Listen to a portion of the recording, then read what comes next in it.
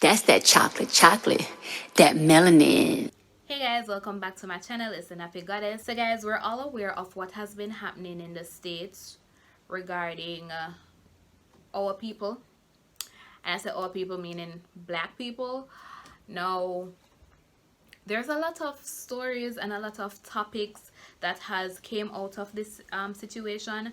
However, one thing I wanted to talk about, well, not one, but what I wanted to discuss was some of these celebrities' perspective on the situation, on the protest. Has happened to George Floyd in Minneapolis.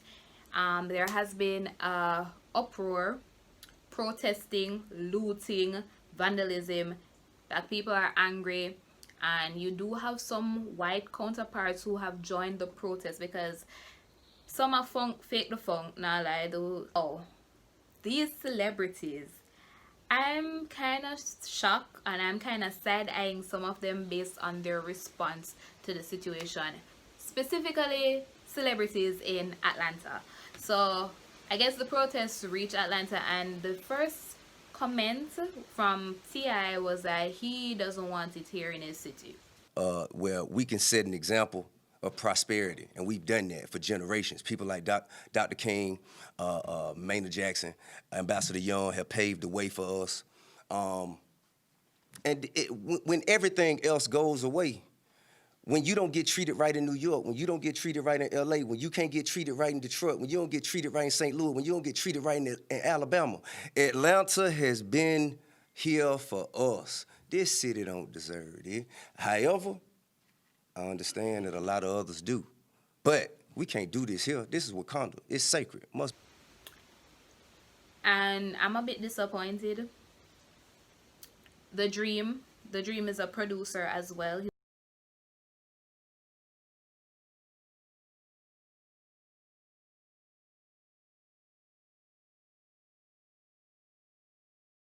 Trina, her latest statement was that she her sister business and that.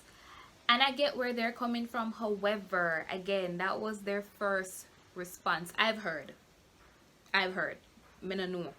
And I'm sitting there thinking, these are the people who are marching, the people who are protesting. These are the people who are your supporters. These are the people who buy on a concert ticket, stand up in a line and wait on a show, stream on the music. The ones who, whenever Oscar time, the Oscars or the Grammys come around and you guys don't win, these are the same people who are in the comment section ripping the Academy to shreds because the Academy are racist. And then, you know, these are the same people who are rooting for you guys, who are putting you guys on a pedestal. This is the time to show up for your people, celebrities. You are the voice of the people. Yeah, I get that, oh, it's hard to rebuild. And I get that some of these businesses are black owned. It is a peaceful protest. Because I think they have been having peaceful protests in the past and it has not been working. Now that them a mess up the place, I think they have gotten the attention they wanted. Them tired of the police brutality, them tired of the black man and the black woman, them just a drop like fly. They're over it. And like I said, I was kind of disappointed that that was the first response, that they don't want it here or them can't bother with the situation. That is sociology in sixth form. And what I've learned, if I learn nothing else from the class there, I've learned that conflict brings change. So Karl Marx, he's the one who came up with that statement. There has to be conflict, right? So yeah, I'm sorry for your sister business, and I'm sorry, but the fact that that was your first response, that kind of irked me. Because it's not say, oh yeah, show up for your people. I don't know what these people have done since the protest has been happening. When this video dropped, I think it will make like 2 weeks since George Floyd passed away, since George Floyd's death. I think it will make 2 weeks, right? T.I., he showed up at the funeral, but more, I believe more should be happening. What are you doing? You guys, here's the thing. You guys are the representative for the black people. The artists, them are uno the youths know. Uno the youth them look up to. Uno the youths them rate. So what are you doing? I mean, since And that this is not just for Atlanta celebrities. I'm talking about Diddy as well. What are you doing? You know, since the COVID thing happened, since COVID-19 came about, I see celebrities find creative ways to get money for COVID relief funds and all of that. Did they have him little twerk off on live, which Drea twerk for some coins, Lizzo was twerking for coins. But get creative. You probably don't have the power that Jay-Z have. You probably can't call the minister and say, yo, what's up? You probably don't have that power, but still, I mean, even if you don't want to be out there protesting with your people, do something now. Like the fact that you're just sitting at home, that kind of irritate me, because these celebrities, they have the power to make the change. They have the power to make the change. You're not doing anything except complaining about your fancy building and your riches, because when I hear talks like that, it just seems as if, oh, protect the money, protect the money. Not what happened to these people, but just protect the money. Let's protect the landmark, protect Atlanta. So on to the people them. What's up with the people? He died in Atlanta, right? He was in Georgia, right? Guys, you know, can correct me if I'm wrong, you know. Right? So you don't feel like, say, you don't feel as if you should be marching and protesting in his name, and he's from that state, the state that you're protecting. You don't feel as if that's necessary? Because say you celebrities find creative ways to get money. Since this pandemic, since quarantine, celebrities have found creative ways to get funds. Live stream concerts, IG live, twerk off for some funds, Tory Lanez and his quarantine radio. You guys can think outside of the box and put together something for what is happening now. Once you're a celebrity, you know, a platform is automatically given to you. You never ask for the fame, you never ask for the platform, but it is given to you. And I think if you're not going to use the platform for good, don't step up on it. Don't say nothing at all. You understand? If you're not going to voice and be there for your people, because you are the representative of the black community. You understand? All these CEOs, these rappers, these multi-millionaire moguls, you guys are the representative. But yeah, that, like I said, their stance kind of rubbed me the wrong way. Next topic. Again, this is back to the Black Lives Matter movement. I see a lot of people on social media saying Jamaicans are a lot more concerned about what is happening in America than what is happening in Jamaica. They're protesting for a man who died in America versus the issues in Jamaica, and whatever is happening in America now have nothing to do with them. Now, I have agree with that.